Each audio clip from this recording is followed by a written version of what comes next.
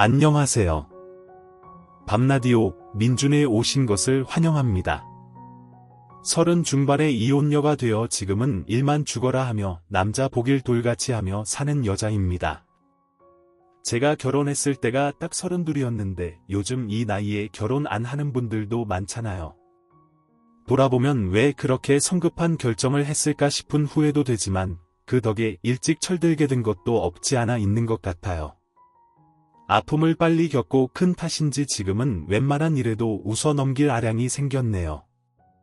사실 그때는 지금처럼 제가 하는 일이 소중하다는 생각을 못했어요. 그저 월급 받는 회사원이니 결혼하고 나면 제 인생은 한 남자의 아내가 될 거라고 무의식적으로 저도 그렇게 끝을 냈던 것 같아요. 또 남편이 제가 밖에 나가 일하는 것도 싫어하던 사람이라서 연애 때부터 관두길 대놓고 바랐거든요. 자기는 집안에 여유도 있으면서 왜 힘들게 일을 해? 내가 자기 집안이었음 일 안 하고 집에서 있을 텐데 우리 아빠가 그렇게 호락호락하지 않아. 그리고 그 돈이 아빠가 번 돈이지 내 돈은 아니잖아. 우린 어렸을 때부터 워낙 경제적인 부분은 철저히 독립적이었어. 헤이 그래도 그렇게 말하면 서운하다. 아버지 돈이 자기 돈이지. 아직은 아니더라도 언젠간 그렇게 될 거잖아. 정말 그렇게 생각해. 난 아니야. 우리 부모님 옛날 사람 아니야. 자식 위에 다 희생하고 그러고 싶지 않대. 다 쓰고 가실 거라 그러더라. 근데 나도 그게 맞다고 생각해. 사실이 그렇잖아. 아빠가 번 돈이니 내 지분은 당연히 없지. 괜히 금수저 흙수저 하는 거 아니잖아. 금수저 물고 태어난 것도 복이지. 그 복을 왜 발로 차? 난 자기가 부럽다. 이때부터 썩어 빠진 남편의 생각을 읽었어야 했는데 말이에요.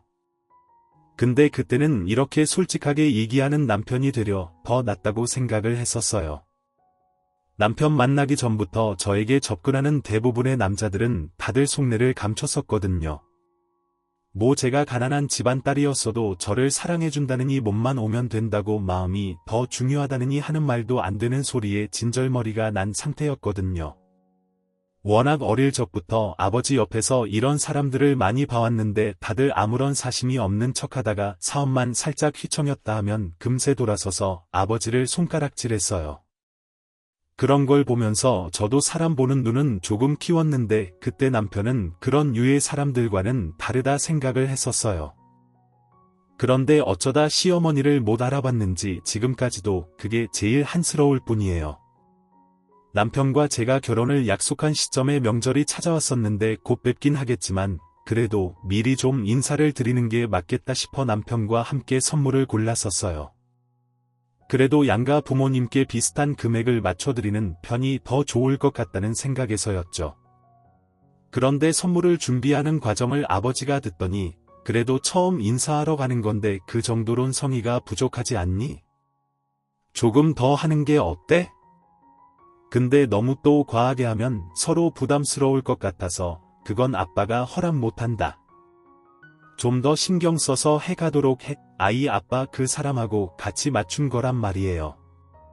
서로 조금씩 더하다간 너무 과해지면 그 사람도 부담스러워해.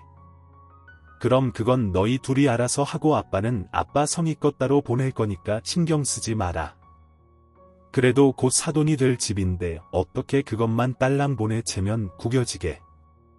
알았어요. 아빠 그래도 너무 비싼 건 안 돼. 알았지? 너도 참 내가 뭐 금괴라도 들고 갈까봐 걱정하지 마. 아빠 선에서 아이 맞게 할게. 서로 가족이 되는 건데 우리 쪽에서도 당연히 성의 표시는 해야 맞는 거지. 그렇게 아버지는 따로 비서를 통해서 귀한 꿀하고 송이버섯을 보냈더라고요. 딸을 잘 부탁한다는 인사를 말은 안 해도 전하고 싶으셨던 것 같아요. 그리고 그 선물을 받은 시어머니는 다음날 저를 불러서 새아가 내가 정말 말로는 못 전할 정도로 너무 감사하다. 아니에요. 어머님. 아버지께서 꼭 전해드리고 싶다고 하셔서요. 잘 받으셨으면 됐어요. 우리는 이렇게 귀한 자연산 송이를 먹어본 적이 없어. 내가 하나 먹어봤는데 향이 너무 좋아서 놀랐어. 우리 우식이가 이렇게 좋은 집 딸을 만나서 덕분에 내가 호강을 다 본다. 그나저나 우리는 뭘 준비한 게 없어서 이거 염치 없고 죄송스러워서 어쩌나. 아니에요. 어머님. 저희 아버지도 뭐 바라고 하신 게 아니라서 괜찮아요. 아버지가 워낙 발이 넓으셔서 전국에 아는 분들이 많으시거든요. 종종 또 드린다고 하시니까 너무 큰 부담 갖지 마시고 맛있게 드세요. 어머님 그렇지 않아도 우리가 좋은 걸 해줘봤자 사돈 어르신들한테는 다 별로일 것 같고 고민돼서 나도 사돈 어른께 뭐라도 꼭 보답을 하고 싶은데 어쩌지. 정말 괜찮은데요. 어머님 부담 안 느끼셔도 돼요. 정말 그럼 안사돈도 같이 일하시느라 밥 해드시기 힘드시지? 아무래도 그렇죠. 엄마랑 아버지 두 분 다 바쁘셔서요. 아이고 그럼 잘됐다. 내가 정성으로 답을 해야겠네. 그렇게 시어머니는 손수 며칠 동안 끓인 사골곰탕과 반찬에 전까지 잔칫날처럼 음식을 만들어선 저희 아버지 회사로 보냈더라고요. 그걸 받고 저희 부모님 또한 너무 좋아하시며 우리 집하고 시댁하고 합이 잘 맞을 것 같다고 하셨어요. 반찬들도 하나같이 맛이 있다는 말씀도 하셨고요.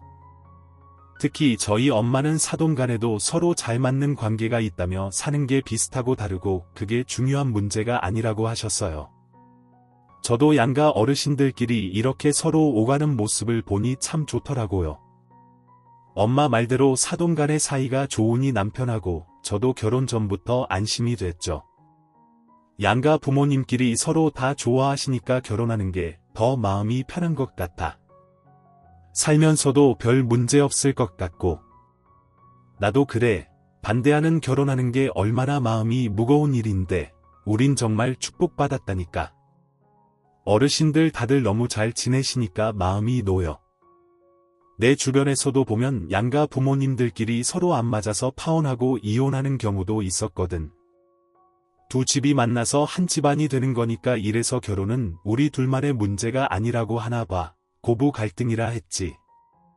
그런 건 걱정 안 해도 되겠다고 생각하면서 신혼생활을 시작했는데 역시나 신혼생활 또한 별다른 문제가 없었어요.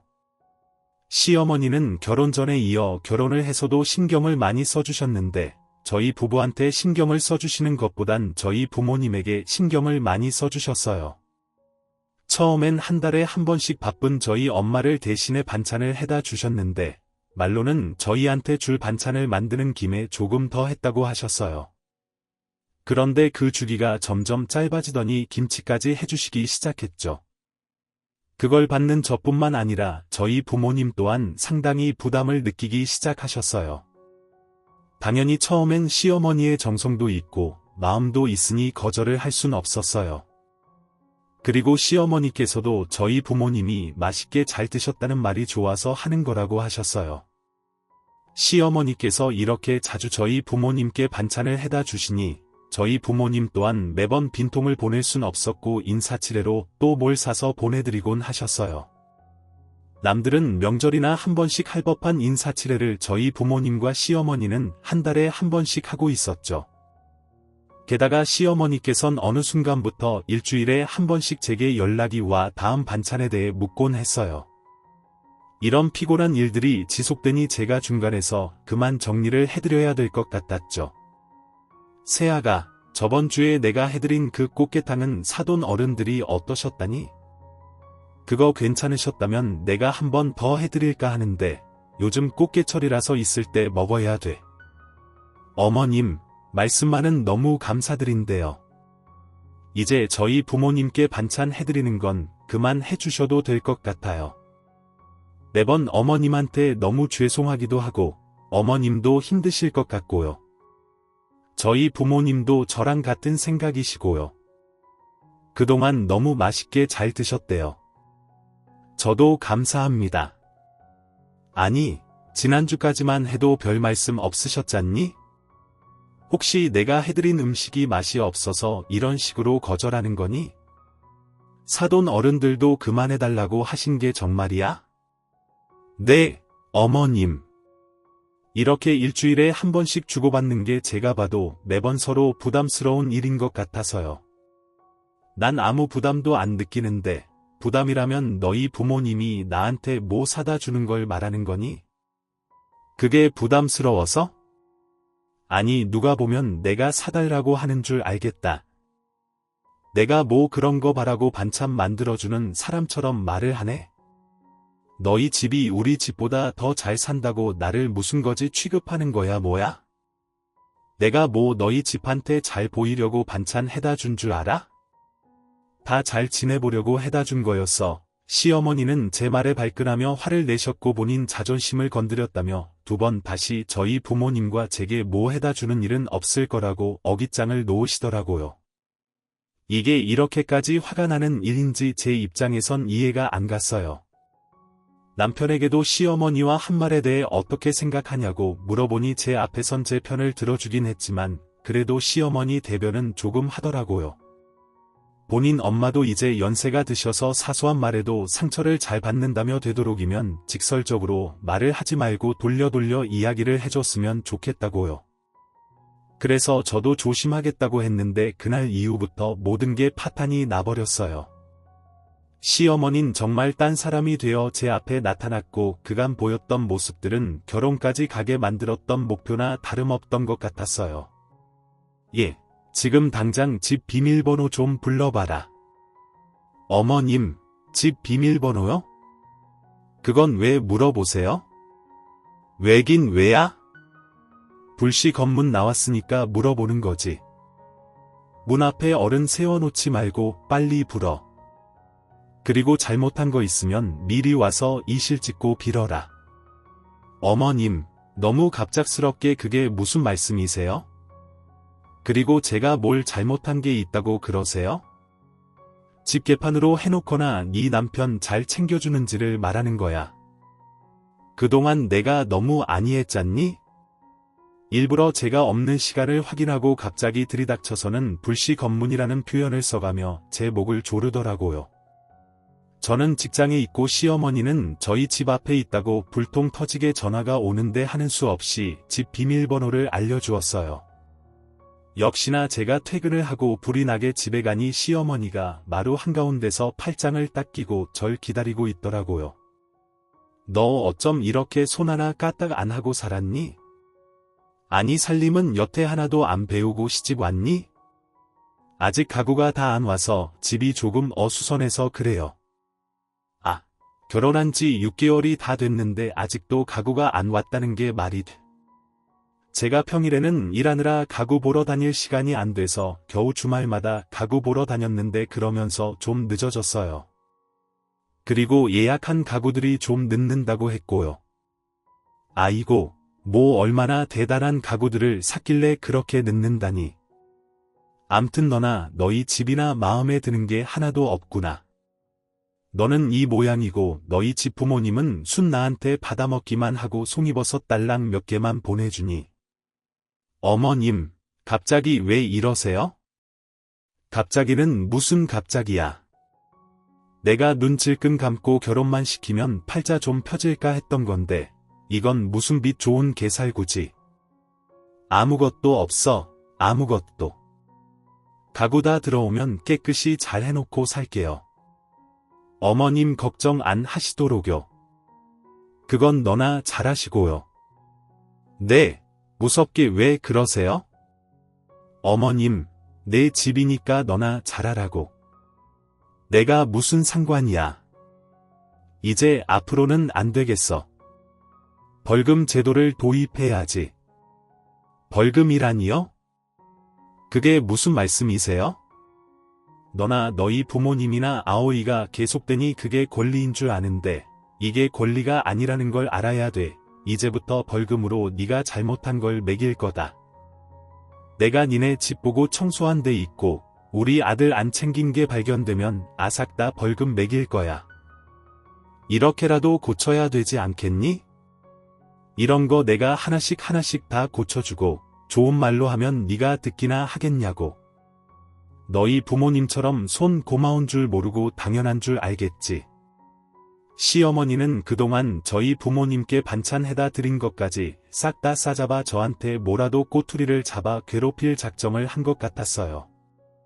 집이 행하니까 치울 것도 없을 정도로 말끔한 집이었는데 억지로 그런 이유를 만드는 게 역시 돈 때문이라는 생각이 들었어요. 남편도 중간에서 별다른 말을 하지 못하고 본인 엄마가 깔끔해서 그렇다며 우리도 이왕 사는 거 깔끔하고 깨끗하게 살면 좋은 거 아니냐 는 말도 안 되는 소리를 하는데 이런 시어머니 때문에 남편하고도 하루가 멀다 하고 싸웠어요. 아무 문제도 아니라는 남편 반응에 저도 화가 났죠. 어쩌면 이미 그런 속셈을 같이 계획했던 거라 천하태평한 태도가 나왔는지도 모르겠네요. 그렇게 며칠 뒤 시어머닌 집을 불쑥불쑥 아무 때나 찾아와서는 화장실 타일에 물때 5만 원, 창틀 4개 먼지 10만 원, 행주랑 수세미 상태 5만 원, 그리고 침대 틈 먼지 5만 원. 어머님, 지금 벌금 말씀하시는 거예요? 왜 모르는 얼굴을 해? 얘가 그런 계산법이 어디 있어요? 어머님, 이건 아니죠. 얘 좀 봐, 눈 커지는 것 좀 봐. 어른 앞에서 이 집을 저 혼자 치우고 사는 것도 아닌데 솔직하게 말씀해 주세요. 저도 어머님 이런 방식으로 대하는 게 불쾌해지려고 해서 그래요. 뭐? 불쾌해? 시어미가 이야기하는 게 불쾌해? 이게 아주 오냐오냐 해줬더니 결혼한 지 얼마나 됐다고 벌써부터 기어올라. 너 뭐 믿고 나대? 니네 부모 돈 믿고 그렇게 나대는 거야? 어머님, 지금 그런 뜻이 아니잖아요. 어머님께서 하시는 행동이 타당한 행동이 아닌 것 같아서 그러는 거예요. 어쭈, 이게 말대꾸를 하네. 내가 네 아랫사람이야? 저는 바른 말을 하는 것뿐이에요. 가정은 같이 꾸리는 거잖아요. 그럼 남편한테도 벌금 제도가 적용돼야죠. 제 논리 있는 말에 시어머니는 말문이 막히셨는지 더 이상 아무 말도 하지 못하셨고 씩씩대기만 하셨어요. 그리곤 집 밖을 나가면서 저보고 두고 보라고 하더라고요. 내가 본인 앞에 무릎 꿇게 만들겠다고. 그때 돼서 살려달라는 소리는 하지 말라는데 그때는 그 말이 무슨 말인지 몰랐어요. 그런데 몇 개월 뒤 엄마에게 급하게 연락이 왔는데 지금 아버지 회사에 말도 안 되는 기사가 떴다는 연락이 없고 그 기사의 주인공이 저희 시어머니라는 이해할 수 없는 말들을 하시는 겁니다. 저는 그게 무슨 말이냐고 흥분돼 있는 엄마를 진정시켰어요. 우리 부부가 네 시어머니한테 갑질을 했다고 돈으로 부려먹었다고 기자한테 제보를 했단다. 우리가 식모 부리듯 반찬 만들라고 시키고 맛이 없으면 욕하고 그 반찬을 다 갖다 버렸단다. 우리가 언제 그랬니? 네 신모가 먼저 우리한테 반찬해서 줬지 우리가 해달라고 시켰냐고 하니 우리 시어머니가 허위 사실을 제보했다고. 저는 엄마와의 통화를 끝내자마자 바로 기사를 찾아보니 저희 아버지 얼굴은 모자이크로 해놓고 회사 이름은 이니셜로 해서 기사가 났더라고요. 시어머니가 아예 저희 집을 물 먹이려고 작정을 한 듯 했어요. 저는 바로 그 인터넷 신문사에 연락을 해 내가 그 시어머니의 며느리인데 그런 사실이 없다고 오보라고 당장 기사를 내리라고 따졌어요. 그러니 그 신문사에서도 본인들은 프리랜서 기자한테 기사만 받아서 올리는 거라며 관련이 없다는 듯 이야기를 하는데 말도 안 되는 소리에 당장 기자 연락처를 달라고 했어요. 그리고 그 기자와 연락을 해보았는데 그 기자 또한 저희 시어머니에게 증거를 다 받아보았다며 자기는 팩트로만 기사를 쓴 거라고 억울하면 고소를 하라는 식으로 배째라는 식으로 말을 하는 겁니다. 그래서 시어머니에게 사실이 아니라는 확인을 받으면 기사 내릴 거냐고 물으니 그러겠다고 하는데 저는 당장 시어머니에게 전화를 걸어 왜 그런 짓을 하셨냐고 물었어요. 그러니 시어머니는 아주 당당하게 본인이 그런 대우를 받아서 있는 그대로 기사를 써달라고 한 건데 뭐가 잘못됐냐고 되려 더 큰 소리를 치더라고요. 그래서 저도 증거 있냐고 그 말에 책임질 수 있으시냐고 소리를 질렀어요. 그러니 시어머니가 지금 저랑 통화하는 것도 다 녹음을 하고 있다며 말 하나 뻥긋 잘못하면 협박으로 이것 또한 기사를 낼 거라고 하는데 그 말에 저도 가만히 안 있겠다며 명예훼손으로 고소할 거라고 따지니 다음 날 기다렸다는 듯이 또다시 기사가 났더라고요. 똑같은 기자가 쓴 기사였는데 제가 시어머니에게 협박을 했다는 말도 안 되는 내용의 기사였어요. 그 기사를 보자마자 남편한테까지 저는 난리를 쳤는데 되려 남편은 자기 엄마를 함부로 대했다며 재판상 이혼 사유에 해당한다고 하는 겁니다. 본인도 여태까지 저희 집안에서 은근히 무시를 당하며 살았는데 그것도 참았는데 자기 부모한테까지 이러는 건 참을 수가 없다며 이혼 얘기를 꺼내는데 정말 황당하기 그지없었고 그 기사로 저희 아버지 회사는 주식까지 떨어지기 시작했어요. 그리고 협력업체에까지 소문이 돌면서 평판이 급속도로 안 좋아지기 시작했죠. 이 일로 저희 엄마는 머리를 싸매고 드러누우셨는데 저희 부모님이지만 평생을 남들에게 싫은 소리 한 번을 안 해보셨으니 그 타격도 어마어마했어요. 저는 억울하다며 이 문제에 대해 회사에도 법무팀이 있으니 법적으로 잘잘못을 따지자고 하니 아버지께서는 괜히 긁어부스로 만들지 말고 일을 크게 키우지 말자고 하였어요. 당연히 법적으로 싸우게 되면 우리가 승소를 하겠지만 법적으로 다투는 시간 동안 그 기자는 계속 오보를 낼 거고 오보가 나갈 때마다 회사 이미지는 계속 추락을 할 거라며 어차피 저희 남편도 이혼 얘기를 꺼내는 거 보면 이미 시댁 측에서는 위자료로 돈을 원하는 거라고 냉철하게 얘기를 해주셨어요. 저는 저 때문에 아버지 회사와 가족들이 악영향을 끼쳐 어떻게든 해결을 해보려고 했는데 아버지 말씀을 들으니 그 말이 맞는 것 같더라고요. 역시나 남편 룸은 부당대우를 원인으로 이혼 소송을 걸며 너네 집 돈 많잖아. 네 앞으로 40억 정도 되는 주식도 있으니까 그 돈으로 이자를 주면 되겠네. 우리 엄마 너한테 받은 정신적 손해배상까지 하려면 그 돈도 부족해. 결국 이거였니? 나랑 결혼한 이유가 이 찌질하고 못난 놈아. 그렇게 살지 마. 너랑 니네 엄마 때문에 우리 아빠 회사 망하기 일보 직전인데 네가 그러고도 무사할 것 같아. 너 천벌 받아. 내가 다른 건 손 쓸 수 없어도 이혼 소송만은 절대 안 줘. 너한테 단 1원 한 푼도 못 준다고 그렇게 저는 더 많은 시간이 흐르기 전에 이혼 소송으로 1년 조금 넘은 결혼 생활을 청산했어요. 그래도 다행인 건 저한테 유책 사유가 없다는 점이 밝혀져 남편에게 위자료를 안 주고 이혼을 할 수 있게 되었죠. 하지만 이건 빙산의 일각이었더라고요. 제가 이혼을 하고 난 뒤 휘청해진 아버지 사업에 조금이나마 도움을 드리고자 직장을 다니면서 주말에는 알바로 플로리스트 일을 하게 되었는데 몇 개월 수업을 듣고 지인이 많다 보니 결혼식장에 바쁠 때마다 일손을 도와달라는 요청을 많이 받았어요. 아직 초보기는 했지만 저를 찾아주는 곳이 있으면 돈 벌 생각에 무조건 달려가서 일을 했죠. 그렇게 그 일을 꾸준히 하며 지내던 어느 날 한 결혼업체에서 일이 들어와 호텔로 꽃장식을 하러 갔는데 호텔 입구부터 결혼식장 입구까지 화환이 즐비하게 놓여져 있더라고요. 딱 봐도 엄청 부잣집 자제들이 결혼을 하는 것 같았어요.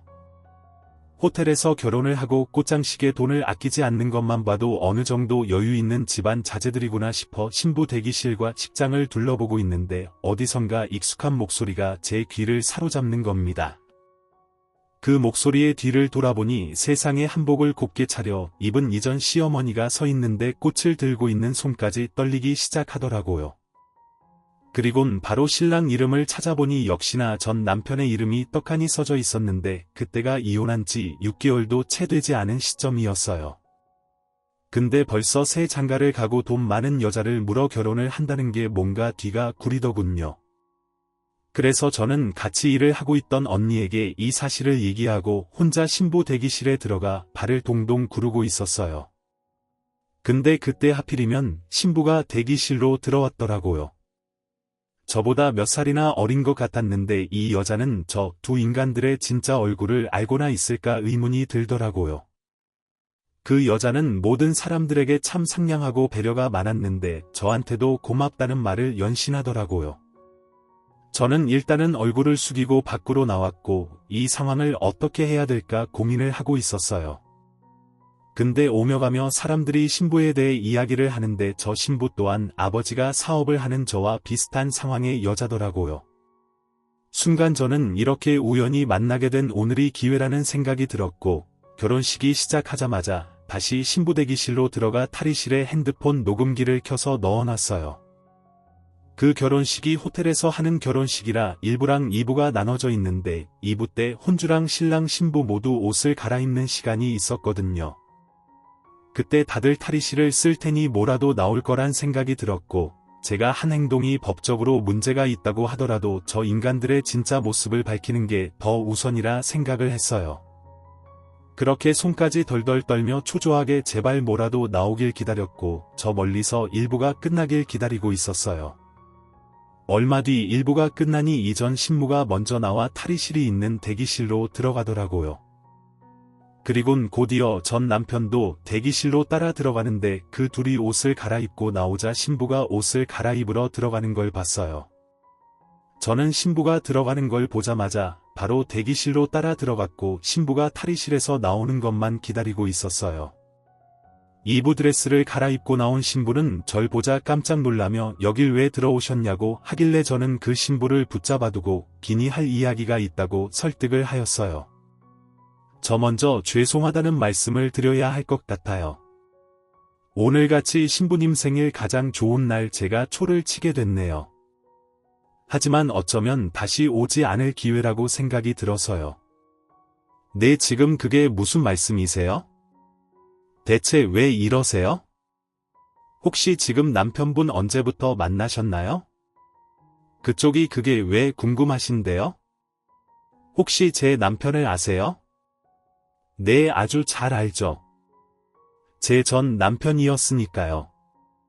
네, 전 남편이라고요? 그게 지금 무슨 말씀이세요?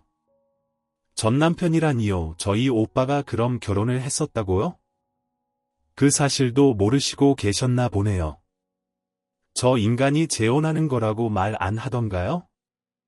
저랑 저 인간 이혼한 지 6개월이나 됐어요. 근데 이렇게 빨리 새 장가를 가는 게 저도 너무 이상해서 물어보는 거고요. 6개월이나 됐다고요? 저는 오빠랑 만난 지 1년이 넘었는데 그럼 유부남이었을 때 저를 만난 거라는 말이잖아요. 아니, 그럼 여태 저를 속여온 거잖아요. 따져보니 전 남편 놈은 저랑 결혼 생활을 할 때도 이 여자를 만났고 바람을 피고 있었던 거였죠. 이런 부잣집 딸을 만났으니 저한테 누명을 씌워 저희 아버지를 콩밥 먹이려고 하고 이혼을 하려고 했던 모양이었나 봐요. 저는 입을 틀어막고 있는 그 여자에게 잠깐만 있어보라고 들려줄 게 있다며 탈의실로 들어가 제가 몰래 숨겨놓은 핸드폰을 가지고 나왔고 그 안에 녹음된 이전 시호와 전 남편의 대화를 들려주게 되었어요. 분명히 무슨 꿍꿍이가 있다면 그 둘이 무슨 대화를 나누고도 남았을 거라 생각을 했었거든요. 역시나 그 둘은 제가 생각했던 대로 어마어마한 대화를 나눴고 어마어마한 계획까지 이야기를 하더라고요. 이전 신모는 자기 아들이 탈의실로 들어오자마자 지금 신부와 신부 부모 욕을 하며 우유 졸부들 주제아 꼴에 있는 척은 더럽게 한다. 화는 왜 저렇게 많이 받아서 우리 집이랑 비교되게 개쪽을 줘. 엄마 원래 졸부들이 저런 데에 집착해. 그래도 돈 있는 집 딸이니까 된 거 아니야. 이번에는 잘 좀 해서 우리 돈 좀 잘 뜯어내보자. 엄마도 이번에 한몫 챙겨야지. 저번처럼 한 푼도 못 뜯어내면 되겠어. 그래야지 나도 이번엔 다른 방법으로 좀 뜯어내게. 어디 아프다고 해서 병원비 달라고 해볼까봐. 암튼 너도 네 마누라 세뇌 좀 잘 시켜봐. 아직 어리니까 세뇌 금방 당할 거야. 미리미리 재 꼬셔서 자기 아버지 돈을 가져오게 하란 말이야. 그래야 너도 편하잖아. 걱정 마. 엄마 나도 그럴 계획이 없으니까 장인 재산제 앞으로 조금씩 다 옮겨놓고 그리고 나서 재 없애버리면 다 내 거 되는 거잖아. 그때까지 싹 다 옮겨놓으려고 그리고 나서 또 계획을 세워봐야지. 그래 이번에는 진짜 잘해봐라. 절대 들키지 말고 그 말을 듣는데 소름이 쫙 끼치더라고요. 그중에 없애버린다는 말이 제일 소름이 돋았는데 어쩌면 그게 나였을 수도 있었겠다는 생각이 들더라고요. 그 신부 또한 그 둘의 대화를 듣고 나선 닭똥 같은 눈물을 흘리는데 잘 결정해요. 내 선택 하나 때문에 평생 애를 쓰고 마련해 놓은 거라 내 가족들까지 다 무너질 수 있고 그쪽도 무너질 수 있어요. 나도 당해본 사람이라 꼭 알려주고 싶었어요. 고맙습니다. 그쪽이 정말 제 생명의 은인이에요. 저는 그 신부를 위로하며 이제라도 알게 되었으니 다행이라고 했고 그 신부 또한 입술을 꽉 깨물며 당장 이 사실을 다 밝히고 결혼이고 뭐고 싹 다 뒤엎을 거라고 하더라고요. 저도 그런 신부를 위해 옆에서 돕겠다고 하였어요. 그리고 한참이 지나도 탈의실에서 나오지 않는 신부를 전 남편이 찾으러 왔더라고요. 신부의 이름을 부르며 신부 대기실로 들어오는데 저랑 그 여자랑 같이 있는 걸 보더니 경악을 하며 저를 잡아 끌어내려고 하는데 그 신부가 전 남편 얼굴에 손을 올리며 욕을 하고 밖으로 나가 식장으로 들어가더라고요.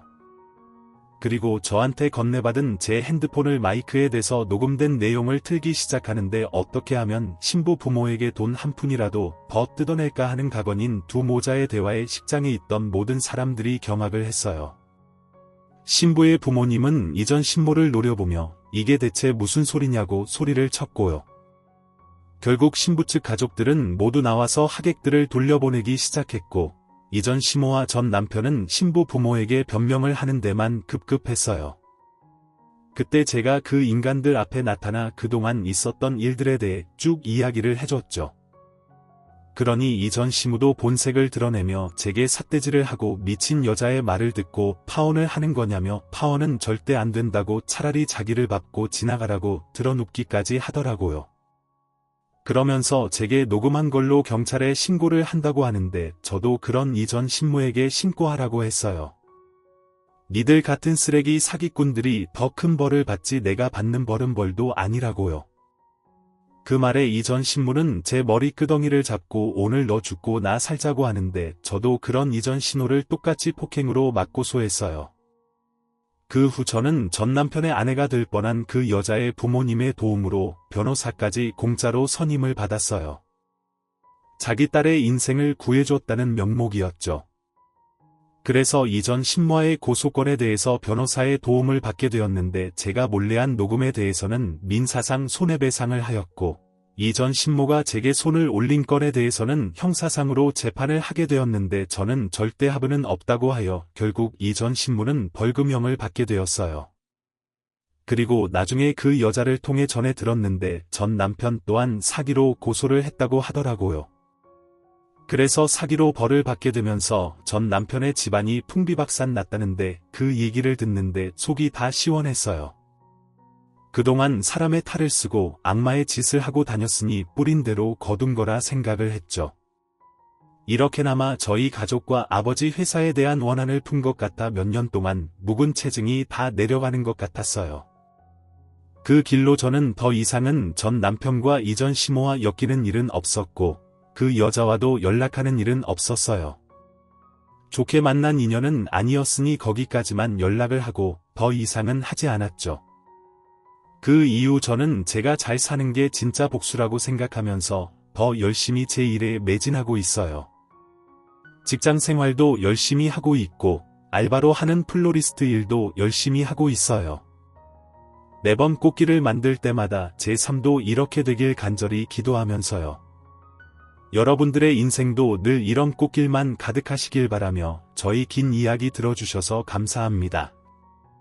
지금까지 커피 앤톡이었습니다.